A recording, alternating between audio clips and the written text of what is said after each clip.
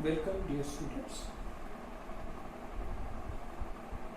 Right now we are studying the sensitivity analysis and considering the last part of that sensitivity analysis that we are going to see right now, and that is addition of the new variable.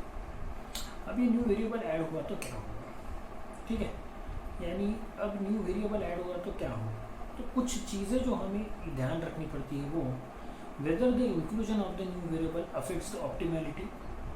Next, if yes, what should be the new variable, new solution.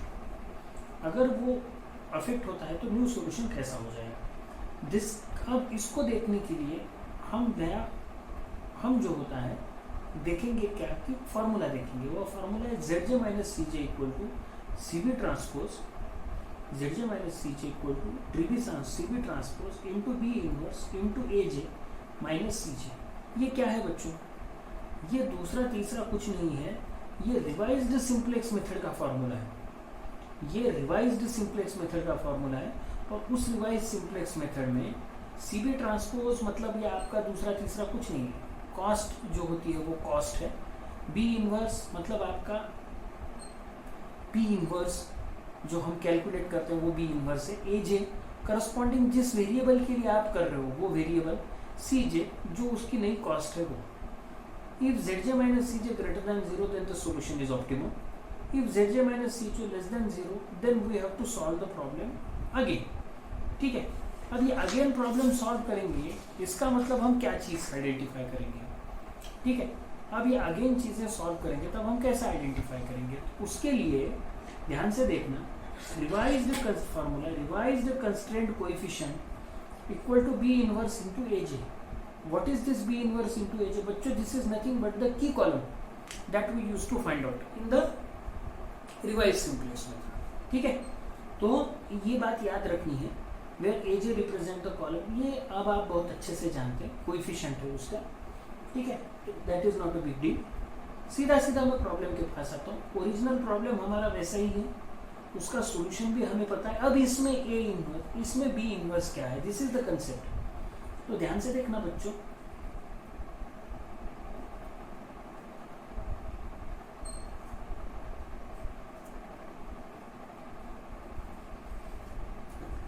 S1 and S2 जो coefficients हैं क्या होगा, B inverse होगा. Understood. S1 and S2 के coefficient होंगे ना, वो हमारा क्या होगा, B इनवर्स होगा. ठीक है, तो इन चीज़ों को देखने के लिए 2 मिनट के लिए मैं प्रॉब्लम इंट्रोड्यूस कर देता हूँ. ठीक है, यहाँ तक तो हमारा प्रॉब्लम ही है. आगे प्रॉब्लम का, a new product P3 is added in the existing product mix. यानी ये मैथमेटिकल मॉडल है किसी चीज़ का, उसमें और एक प्रोडक्ट का एडिशन हो गया, वो हो गया P3.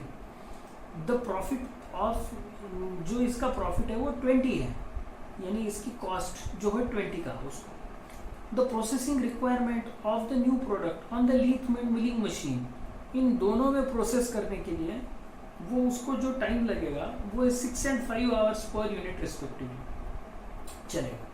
Check whether the inclusion of the new product affect the optimality. If yes, find the optimum solution. चलो ठीक है, जो उन्होंने कहा है वो चीज़ हम प्रॉब्लम में इंट्रोड्यूस करते हैं बच्चों सबसे पहले.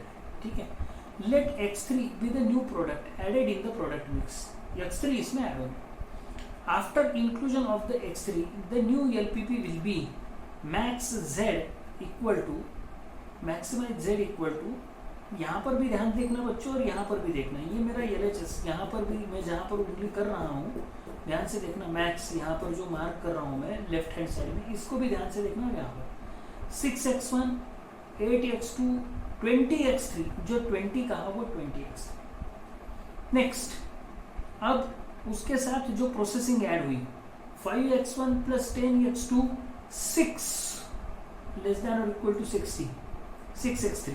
Similarly 4x1 plus 4x2 plus 5x3 less than or equal to 40, x1, x2, x3 greater than or equal to 0. as it is consider करते हैं. अब इतना कंसिडर करने के बाद अब हमें ये चेक करना है कि whether the inclusion of this variable is going to affect our optimality or not. If yes, then we have to find out the new solution. Okay, without any problem. तो सबसे पहले हम ऑप्टिमैलिटी अफेक्ट करेंगे या नहीं ये check कर लेंगे, ठीक है। और उसके बाद में देखेंगे कि ये क्या होता है क्या नहीं। उसके लिए कुछ जो चीज़ें हैं वो पहले ही आइडेंटिफाई कर लेंगे बच्चों, क्योंकि x3 ये नया वेरिएबल है जिसकी वजह से ये पूरा आया है, तो मुझे ये सब चीज़ें z3 मुझे 3 के लिए कैलकुलेट करनी पड़ेगी। तो उसके लिए पहले मैं नोट कर लूँ, c1 इक्वल टू 6 था, c2 इक्वल टू 8 है, जो नया वेरिएबल है वो c3 इक्वल टू 20 होगा, क्योंकि वैसा उन्होंने मुझे दिया हुआ है 20 20 20। नेक्स्ट, अब ध्यान से देखना, मैं यहीं पे समझा दूंगा आपको। 5 for A1, 10 for A2, 6 5 A3, A1 A2 A3। We have the formula. What is that formula? अभी हमने देखा था 2 मिनट पहले, यहाँ पर है देखो, Zj minus CJ equal to CB transpose B inverse AJ minus CJ, CB transpose B inverse AJ minus CJ। ये कैलकुलेट हमें Z3 C3 के लिए 3 के लिए करना है, X3 के लिए करना है। तो Z3 minus C3 equal to CB transpose B inverse A3 minus C3। Here basis is equal to, what is the basis? x2 x1। क्यों x2 x1 बच्चों? x2 and x1 order mention की है, order change नहीं की, x2 x1। Corresponding cost क्या है? 8 and 6, देखो 8 and 6। b inverse क्या है? मैंने यहाँ पर मार्क करके कहा था बच्चों, ये b इनवर्स है, देखो ये b इनवर्स। तो Z3 C3, Z3 minus C3 equal to values put up करने के बाद आंसर आया -63/5। -63/5 ये लेस देन और इक्वल टू 0 है। आपका सॉल्यूशन क्या कहता है कि अगर वो लेस देन 0 आए तो ऑप्टिमैलिटी गेट्स अफेक्टेड, अफेक्ट हो गई ऑप्टिमैलिटी। अगर ऑप्टिमैलिटी अफेक्ट हो गई, अगर ऑप्टिमैलिटी अफेक्ट हो गई तो अब मुझे क्या करना पड़ेगा? नया सॉल्यूशन निकालना पड़ेगा, समझे? अब मुझे क्या करना पड़ेगा? नया सॉल्यूशन निकालना पड़ेगा। तो देखो, since Zj minus Cj less than or equal to 0, the current solution is not optimum, so that we have to apply the new simplex method for the solution। लेकिन before that उसके लिए मुझे की column निकालना पड़ेगा इन B inverse into AJ।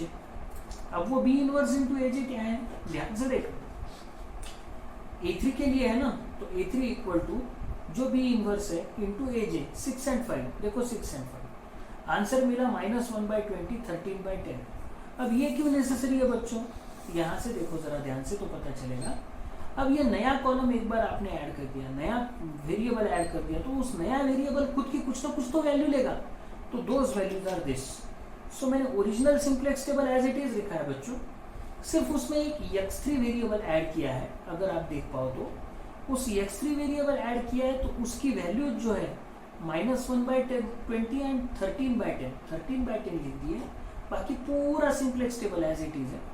पूरा as it is होने के बाद फिर से एक बार Zj and Zj minus CJ calculate किया, और वो Zj माइनस CJ यहाँ पर मिला निगेटिव, यानी x3 is the entering variable. अगर x3 अंदर आ रहा है तो कोई ना कोई तो बाहर जाएगा। कौन बाहर जाएगा? Entering variable divided by solution element. तो सॉल्यूशन एलिमेंट आया यहाँ पर 40 -40, और यहाँ पर आया कितना? 80/30। यहाँ पर 80 लिख दिया बच्चों गलती से, छोटा सा करेक्शन है यहाँ पर, जस्ट अ मिनट, वो करेक्शन क्लियर कर लीजिए। 80/30, समझे? सो 80/30 वो आ गया मेरा करेक्शन। समझ में आ रहा है ना मैं क्या बोल रहा हूँ आपको? ठीक है, 80/30। अब ये इतना आने के बाद अब मैं ये चीज क्या करूंगा? Since all Zj minus CJ are not greater than equal to 0, तो अब मुझे ये नया सिंप्लेक्स टेबल यूज करना पड़ेगा। पिवोट एलिमेंट आपको बहुत अच्छे से पता है। सो सब चीज आइडेंटिफाई करने के बाद जो नया सिंप्लेक्स टेबल मुझे मिला, एंटरिंग आउटगोइंग कैंसिल करने के बाद, देखो x3 बाहर अंदर आया, x1 को मैंने बाहर निकाल दिया, x3 अंदर आया और x1 को हमने क्या कर दिया? बाहर निकाल दिया करस्पॉन्डिंगली। उसके साथ कॉस्ट वगैरह सब चेंज कर ली। तो अब नया सॉल्यूशन मिला मुझे, नया मिला 8, 13/10 एटसेट्रा एटसेट्रा करके, और यहाँ पर वो वैल्यूज मिली। फिर से मैंने Zj और Zj माइनस CJ कैलकुलेट किया, और वो जो Zj and Zj minus CJ calculate करने के बाद आंसर मिला 126/13, 0 0 -20/13, 76/13 minus 20/13 entering variable. Once this is entering, अब मुझे आउटगोइंग डिफाइन करना पड़ेगा. आउटगोइंग मतलब क्या? 30/13 divided by 5/6 26. 5/26 answer 12. 80/30 divided by -2/13 answer -40. Minimum positive 12. Minimum positive 12. x2 बाहर जा रहा है बच्चों, S1 अंदर आ रहा है. सो सी केयरफुली, x2 को बाहर भेज दिया, S1 को अंदर ला लिया, करस्पॉन्डिंग चेंजेस हो गए, सब्ट्रैक्शन एटसेट्रा एटसेट्रा एटसेट्रा हो गया. तो टेबल क्या बना? टेबल बना S1 0 12 1/5 26/5 0 1 -6/5. x3 28 4/5 4/5 1 0 1/5. zj 16 16 20 0 4. zj minus cj 10 8 0 0 4. Since all zj minus cj, अब जो कैलकुलेशन हम कर रहे थे वो, since all zj minus cj are greater than or equal to 0, मिले ना, greater than or equal to 0, the current solution is optimum. 101% current solution is optimum. Once the current solution is optimum, यहीं पर हमारा problem खत्म हो गया. What is current solution? सिर्फ x3 equal to 8, x1 x2 equal to 0. सिर्फ x3 equal to 8, x1 x2 equal to 0 and the answer is 160.